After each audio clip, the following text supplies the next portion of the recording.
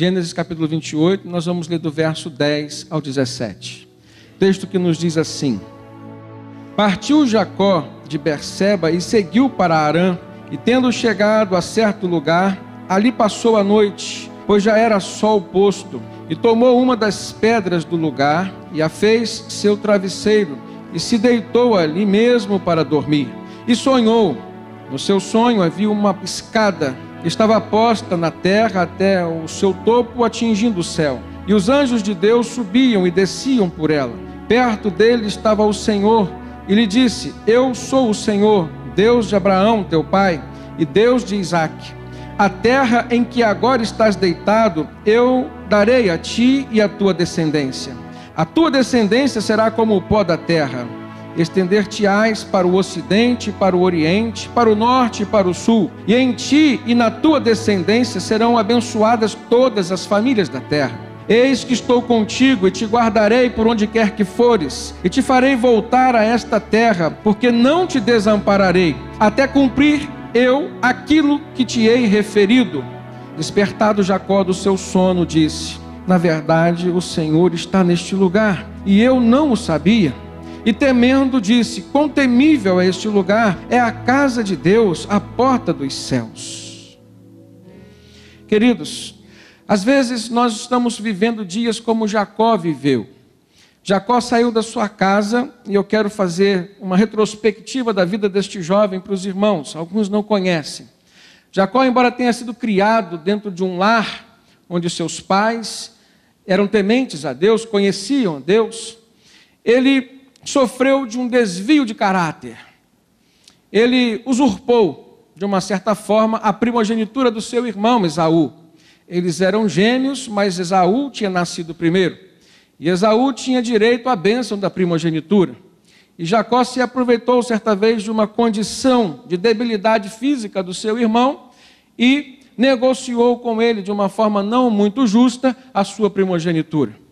E no momento em que o filho primogênito haveria de receber a bênção do pai, e aqui nós falamos de Isaque, quando já estava na sua idade mais avançada, não conseguia enxergar mais, estava totalmente debilitado fisicamente, Jacó se antecede a seu irmão Esaú, engana o seu pai. Ele usa as vestes que Esaú usava, ele preparou um guisado como Esaú costumava preparar para o seu pai. E ele então se aproximou do seu pai, pedindo a bênção da primogenitura. E o seu pai até desconfiou que não era Esaú, mas ao perguntá-lo mais uma vez, ele disse que se tratava do irmão Esaú. Então Jacó engana o seu irmão, Jacó engana o seu pai, e por conta de ter usurpado a primogenitura e a bênção da primogenitura, ele teve que sair fugido do seu irmão. Quando Esaú foi até o seu pai, horas depois em que Jacó tinha recebido a bênção de Isaque, o seu pai não pôde o abençoar conforme os costumes daquele tempo. E diz o texto que Esaú chorou, mas o coração de Esaú se encheu de um sentimento de justiça própria. E a justiça própria ela é perigosa, porque ela dá margem ao ódio. E nós, como cristãos, precisamos desenvolver a justiça de Deus. A justiça de Deus ela é correta, ela é justa, verdadeiramente justa. E ela não desencadeia ódio nos nossos corações. Pelo contrário, a justiça de Deus ela é entremeada de misericórdia, de desejo de perdoar, de compaixão. Mas não foi assim que aconteceu com Esaú, então ele jurou o seu irmão de morte. A partir do momento em que seu pai viesse partir. E Jacó foi orientado pela sua mãe a sair daquela casa, a sair da presença dos seus pais, a sair da presença do seu irmão, e que fosse em busca de uma esposa na terra de Padã-Arã, onde era a terra de Labão, o irmão da sua mãe. E aí começa a peregrinação de um jovem, que sai da sua casa numa situação não tão confortável assim, carente do perdão. Ele tinha consciência dos seus erros. E ele tinha consciência de que não valeu a pena errar. E às vezes nós cometemos alguns erros, às vezes nós passamos por algumas situações nesta vida aqui e o nosso comportamento não tem sido condizente com aquilo que nós professamos enquanto fé, enquanto pessoas que carregam o nome de seguidores de Cristo. Da mesma forma, irmãos, a justiça dos homens às vezes vem se aplacar contra nós. Da mesma forma que aconteceu com Jacó, muitas vezes quando nós erramos, despertamos um sentimento de justiça própria no outro.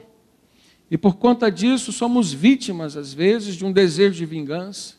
Somos vítimas de um ódio que pode, às vezes, se desenvolver dentro do nosso próprio lar, dentro do nosso ciclo de relacionamento mais íntimo. Haja vista que, às vezes que nós causamos a ofensa no coração do outro, essas ofensas são tão mais fortes quanto mais próximos nós somos das pessoas a quem nós ofendemos. As pedradas doem muito mais quando elas vêm de perto. A força com que elas nos atingem é muito grande. Foi isso que Jacó fez com seu irmão. E ele agora estava colhendo, na verdade, a consequência dos seus erros. Mas Jacó sai da casa do seu pai, da terra do seu pai, e vai em direção à terra de Labão. A primeira experiência de Jacó com Deus se deu no momento em que ele estava fugindo, no momento em que ele estava saindo da sua zona de conforto, saindo do lugar onde Deus tinha estabelecido para ele continuar a sua vida, continuar o seu relacionamento com o Senhor. E às vezes nós cometemos alguns erros, no que diz respeito a julgarmos o momento certo em que temos que nos relacionar com Deus, ou julgarmos o momento em que Deus deve nos procurar. Assim como aconteceu com Jacó, acontece conosco. E diz o texto que nessa saída de sua casa, com o coração cheio, talvez de remorso, cheio de arrependimento pelo que já tinha feito, cheio de dúvidas com relação ao seu futuro, se ele haveria de ser bem recebido por Labão ou não, se ele haveria de ser bem sucedido na sua vida ou não, e vida no que diz respeito à vida sentimental, porque ele estava em busca de uma esposa, e quem busca uma esposa busca constituir família, busca um casamento, busca filhos. Jacó estava em busca de um trabalho, ele precisava construir a sua vida material. E nesse momento ele se via distante da sua casa, saiu com a roupa do corpo e com algum mantimento para a sua viagem. Nesse momento ele se via sem o apoio do seu irmão, sem o apoio do seu pai e da sua mãe. E às vezes, irmãos, é nessas horas que nós buscamos a Deus, ou nessas horas que Deus nos busca. No momento em que Jacó estava cheio de arrependimento no seu coração, eu tenho certeza que era o momento em que ele menos imaginava que Deus fosse procurar por ele. Da mesma forma que hoje, às vezes nós cometemos alguns erros e fugimos da presença de Deus por vergonha, ou fugimos da presença de Deus por não estarmos de uma forma muito confortável ali. Mas é interessante nós encontrarmos experiências bíblicas como essa, em que Deus vai em busca do seu servo, mesmo estando ele errado, mesmo estando ele em conflito pessoal, mesmo estando ele com angústia no coração, mesmo estando ele debaixo de algum erro, de algum pecado. E Deus visita Jacó.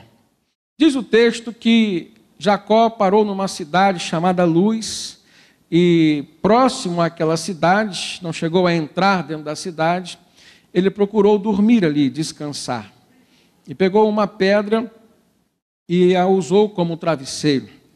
E naquele momento ele pega no sono, ele tem uma noite de descanso, mas naquela noite Deus o visitou.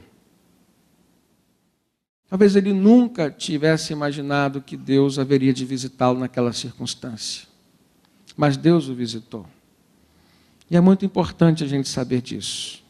Deus está nos olhando, independente da situação ou da circunstância em que estamos vivendo. Deus tem um propósito para a nossa vida. Deus tinha um propósito para a vida de Jacó. E não o abandonou, mesmo estando Jacó em dificuldades. E naquele sonho, Deus visitou Jacó e, além de visitá-lo, o chamou para estabelecer uma aliança com ele. E como que foi esse sonho de Jacó? Diz o texto que Jacó viu uma escada que ligava a terra até o céu, e que sobre esta escada havia anjos que subiam e desciam, e Deus estava perto de Jacó e falava com ele. Então, 3 visões importantes que marcaram aquele sonho de Jacó. A primeira delas foi a presença de uma escada que fazia ligação entre céu e terra, ou entre a terra e o céu. A segunda visão foi a visão de anjos, e quando nós falamos de anjo, a Bíblia nos ensina que anjos são seres espirituais servidores. Eles estão a nosso serviço, mas debaixo das ordens de Deus. Não adianta você querer dar ordem para anjos. Não adianta, aliás, a Bíblia condena o culto aos anjos, que foi durante um tempo uma prática entre os helenistas no tempo de Jesus. Eles existem, mas eles são servos e eles estão debaixo das ordens de Deus com o objetivo de nos servir. Jacó então viu em sonho aquela situação. Mas talvez o mais importante para Jacó no seu sonho não tivesse sido a presença de anjos ali, mas tivesse sido a presença do próprio Deus que estava ao seu lado e que conversava com ele.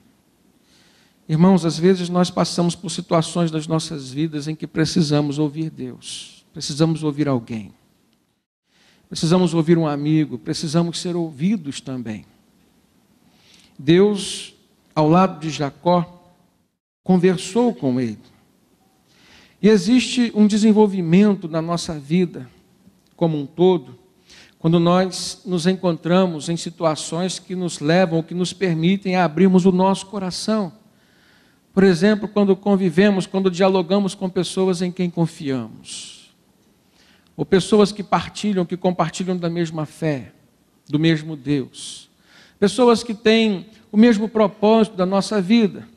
E isso facilita a abertura da nossa alma, a abertura do nosso coração. Agora pare e pense na situação de Jacó.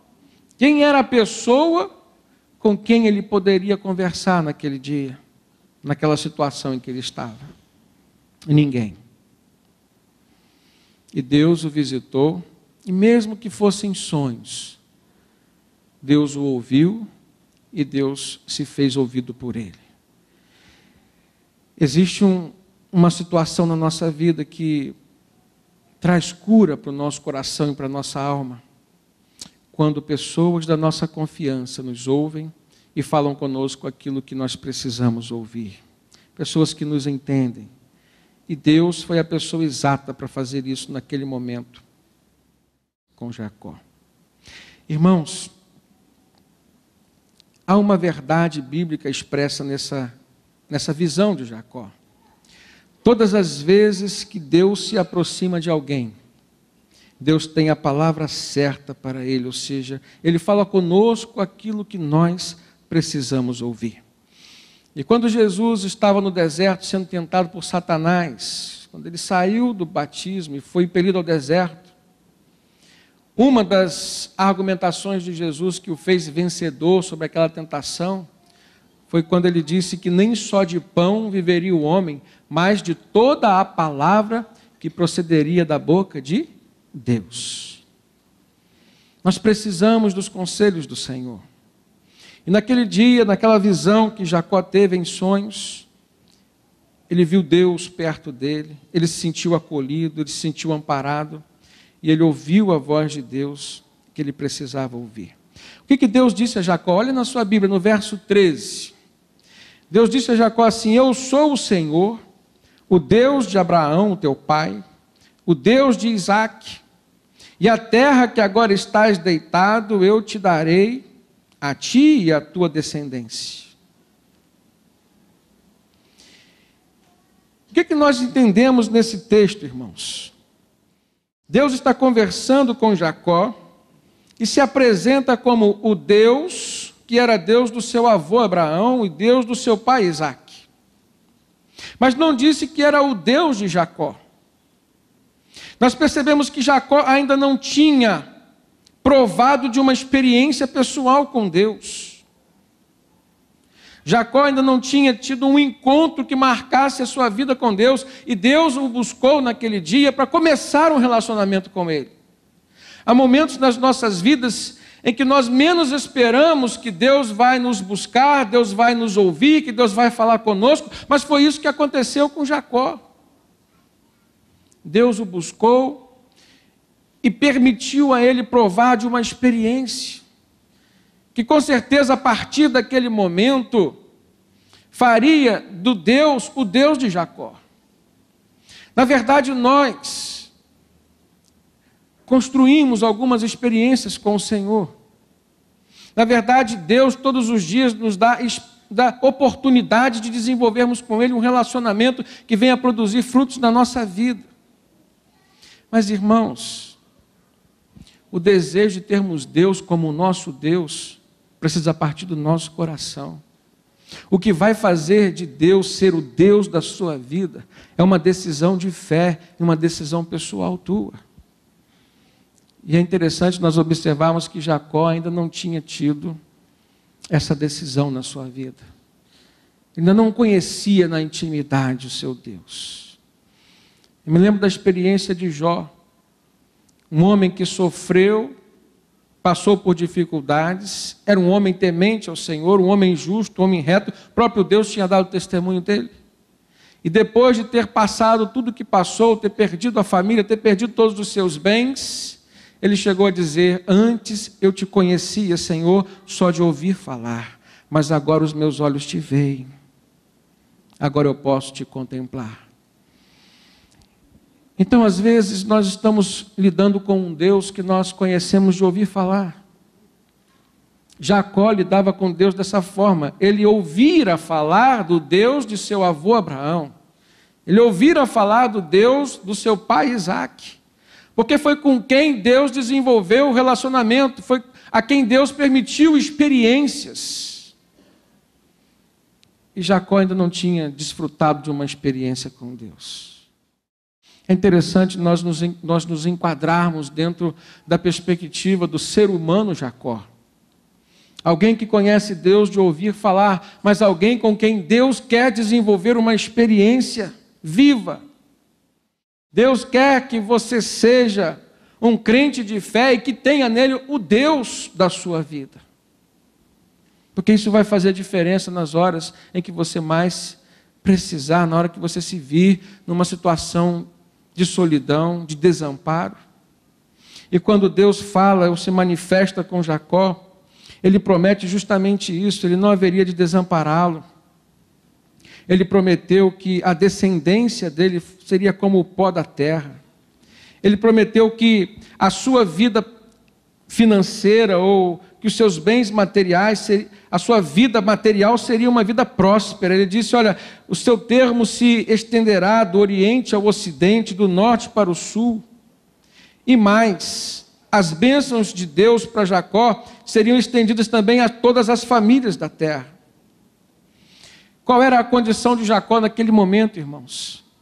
Ele não estava casado e nem tinha filhos. E lembrem os irmãos do questionamento que eu fiz no início dessa mensagem. Quando ele saiu da sua casa, o sentimento que mais tomava conta do seu coração era a dúvida.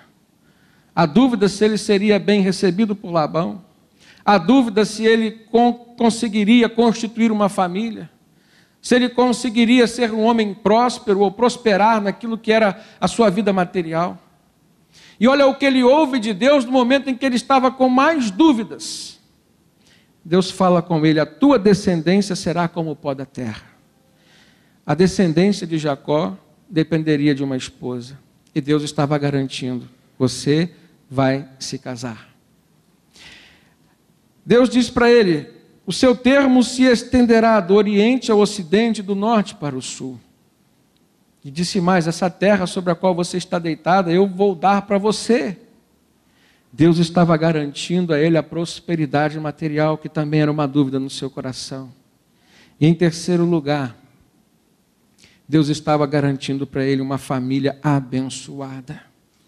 E quem conhece a história de Jacó sabe que ele foi pai de 12 filhos homens e de uma mulher chamada Diná.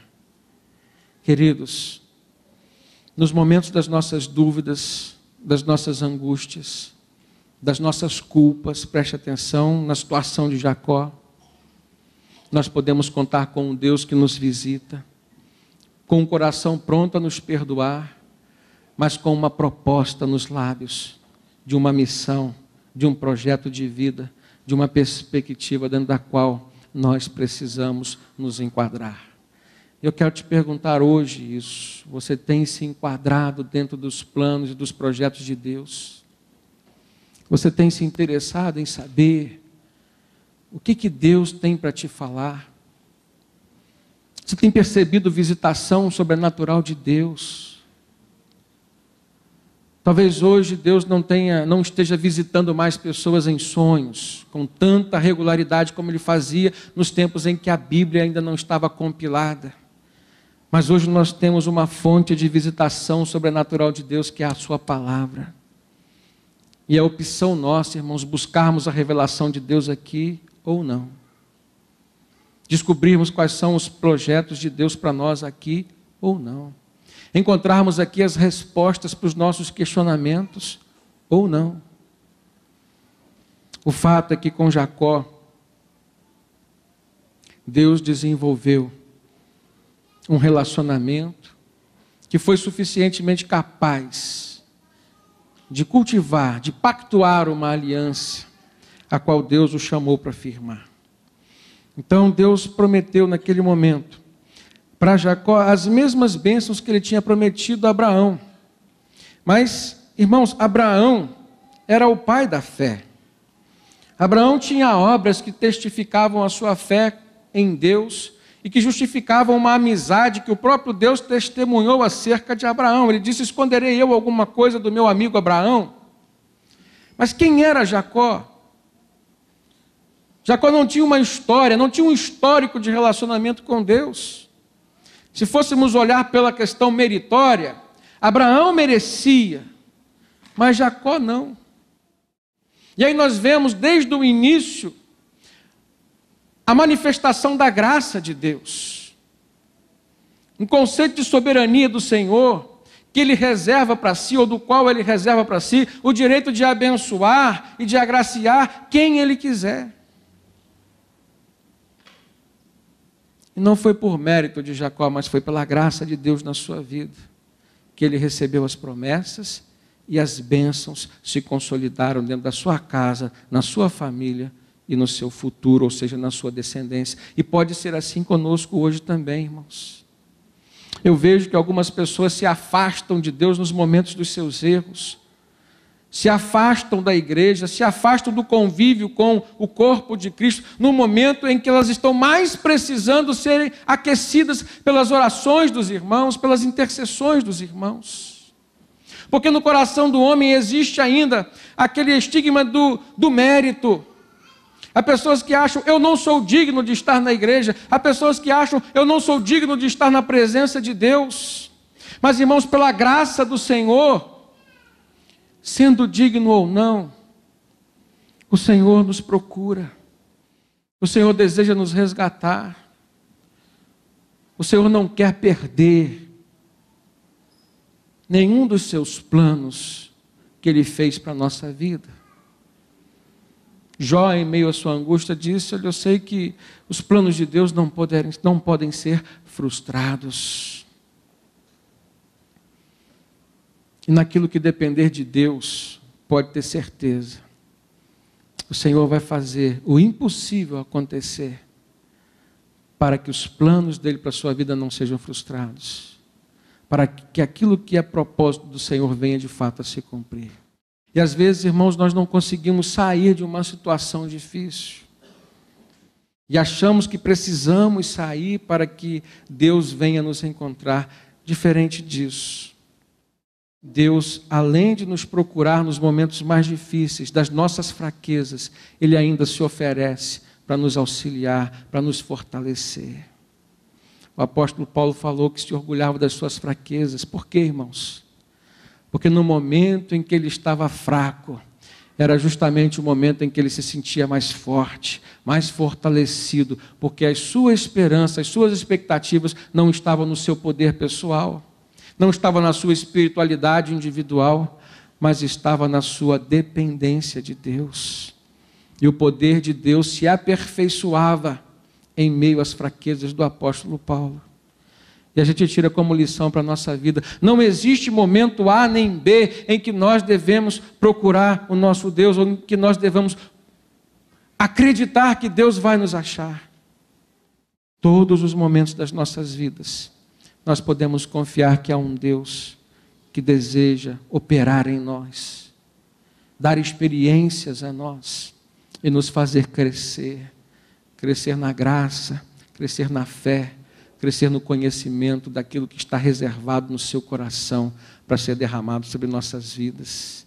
Irmãos, há tesouros ainda não revelados no coração de Deus. E se a nossa espiritualidade não for desenvolvida, nós não vamos descobrir, nem muito menos receber. Isso não vem por interesse, mas vem como consequência. O autor aos Hebreus, ele diz que sem fé é impossível agradar a Deus, porque é necessário que aquele que nele crê, creia também que ele é recompensador daqueles que o buscam. Então nós não vamos buscar a Deus ou um relacionamento mais profundo com Deus, interessado nas bênçãos, mas que as bênçãos serão consequências. Isso é uma realidade, isso é uma verdade. E nós precisamos crer nelas também. E quando tanto Abraão, agora como Jacó, eles despertaram em si um sentimento de dependência dessa graça de Deus, dependência da misericórdia de Deus, e creram que aquilo que Deus prometera haveria de se cumprir nas suas vidas. Nós precisamos crer também. Existe um propósito de Deus de derramar graça e bênção sobre a sua vida. Lá na carta de Tito, capítulo 2, se você quiser abrir sua Bíblia, você pode verificar verso 11 até o verso 13. Tito, capítulo 2, verso 11 ao 13. Diz assim: porque a graça salvadora de Deus se há manifestado a todos os homens, ensinando-nos que, renunciando à impiedade e aos desejos mundanos, vivamos neste presente século de forma sóbria e justa e piamente, aguardando a bem-aventurada esperança e o aparecimento da glória do grande Deus e nosso Senhor Jesus Cristo. A graça de Deus se manifestou, trazendo salvação a todos os homens. Então o apóstolo Paulo diz o quê? Que existe um desejo de Deus de manifestar a sua graça sobre todas as pessoas, irmãos. E em Romanos, capítulo 3, verso 23, o mesmo apóstolo Paulo diz: porque todos pecaram e destituídos estão da glória de Deus, sendo justificados gratuitamente pela sua graça e pela redenção que há em Cristo Jesus. Então não é pelo mérito, não adianta eu querer achar que eu vou fazer por merecer, mas eu preciso confiar num coração de Deus que, apesar de mim, existe nele amor suficiente para me perdoar, para derramar sobre a minha vida, sobre a minha casa, as suas misericórdias. Paulo é categórico em dizer: todos pecaram e destituídos estão da glória de Deus, ou seja, separados estão da glória de Deus. Mas a justificação do Senhor opera sobre aqueles que creem em Jesus Cristo. E o que é a justificação, irmãos? É um ato de Deus sobre as nossas vidas, no qual Ele nos isenta das culpas dos nossos erros e dos nossos pecados. E naquele momento em que Jacó recebeu a visitação de Deus, Deus manifestou para ele, desenvolveu dentro do seu coração a certeza de que ele estava sendo justificado. E aquele homem se apropriou pela fé das promessas que Deus estava prometendo a ele. Nós podemos olhar para esse texto no verso 15 e verificarmos que há outros itens desta aliança que Deus estava propondo a Jacó. Ele diz assim: eis que eu estou contigo e te guardarei por onde quer que fores, e eu te farei voltar a esta terra, porque não te desampararei até cumprir eu aquilo que tenho prometido a você. Na aliança que Deus estava propondo a Jacó, Deus o contemplava com uma família, Deus o contemplaria com prosperidade material, Deus abençoaria as suas famílias, os seus descendentes, mas agora Deus está prometendo mais. Deus está dizendo: eis que eu estarei contigo. O que isso significa, irmãos? Companhia, cumplicidade. Deus está prometendo para Jacó: eu te guardarei por onde quer que fores. O que isso significa? Proteção, segurança. Deus diz assim: eu te farei voltar a esta terra. O que significa isso? Visão, planejamento. Deus tem planos para a nossa vida, planos para o nosso futuro, coisas que nós ainda nem sabemos que vamos passar por elas, sejam dificuldades, sejam lutas, sejam vitórias, mas Deus já conhece. Não há ninguém melhor do que o próprio Deus para planejar o nosso futuro. Não há ninguém melhor do que Deus para nós compartilharmos os nossos sonhos e expormos também as nossas dificuldades. Preste atenção nisso. Você tem um Deus que você pode contar com Ele para toda e qualquer circunstância da sua vida, irmão. Não despreze o Deus que você tem.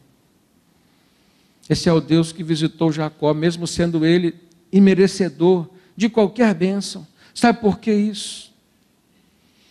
Porque se Deus fez isso com Jacó, Ele fará isso comigo, fará isso com você. E não há nenhum sentimento humano de justiça própria, seja seu ou seja de alguém, que aponte o dedo para você, que poderá impedir que as bênçãos de Deus te alcancem. Porque é a graça do Senhor que antes vem sobre nossas vidas, nos dá salvação e nos permite viver segundo as bênçãos e as promessas de Deus.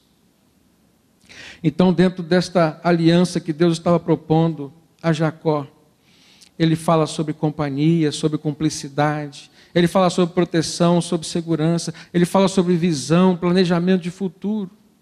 E Ele termina dizendo: eu não te desampararei, até cumprir eu aquilo que te tenho prometido. Irmãos, nesse momento, Jacó faz uma observação importante. Olha no verso 16, diz assim: despertado Jacó do seu sono, ele disse: na verdade o Senhor está neste lugar e eu não sabia. A frase é: o Senhor está neste lugar e eu não sabia. Esse é um erro que às vezes nós cometemos, em pensar que Deus não está conosco, em que Deus não está no lugar onde nós estamos, em pensar que Deus não sabe daquilo que está dentro da nossa mente, dos nossos pensamentos. A palavra do Senhor nos ensina que os olhos de Deus estão sobre toda a terra, estão em todo lugar. E mais do que isso, os olhos de Deus estão em todo lugar, diz Provérbios.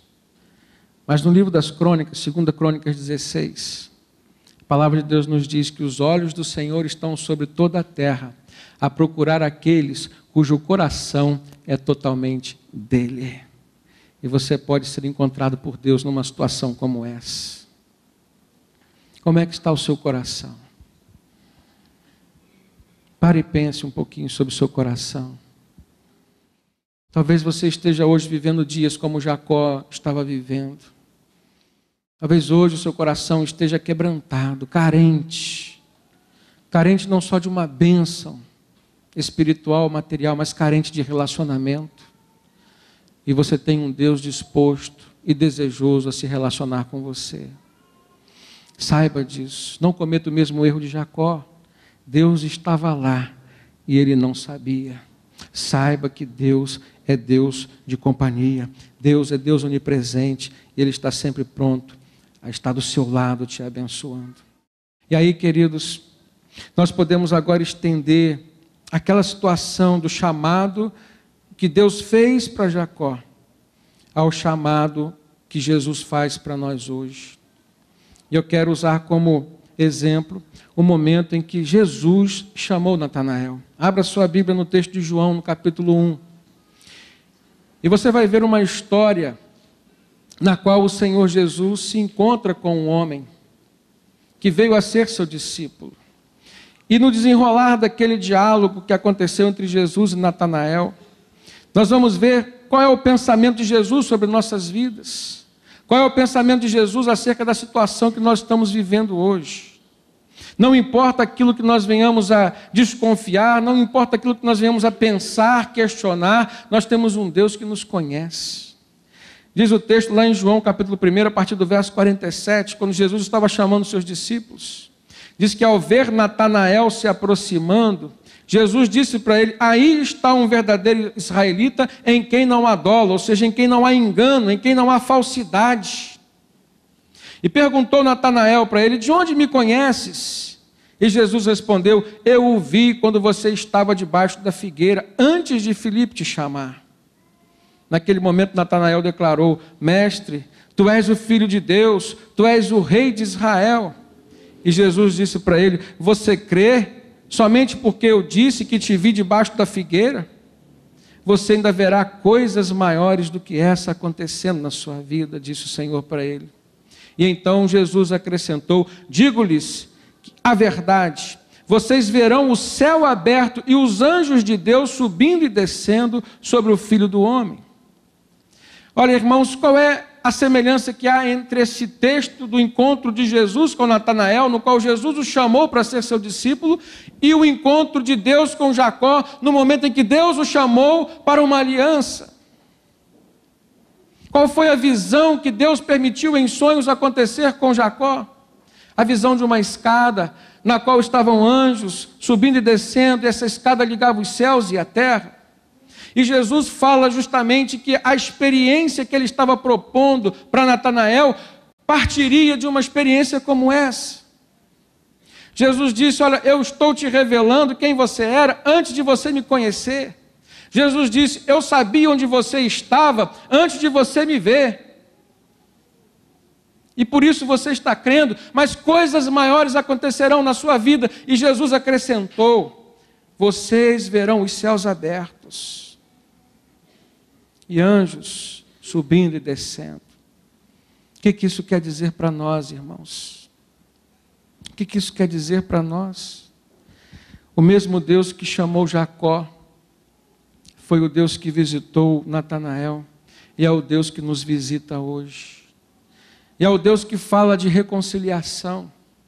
Aquela escada no sonho de Jacó, a mesma escada a qual Jesus se referiu quando falou com Natanael, ela é tipologia do próprio Jesus. Quem que faz a ponte entre a terra e os céus? Jesus. A palavra de Deus nos diz na carta a Timóteo que só há um mediador entre os céus e a terra, Cristo, o homem.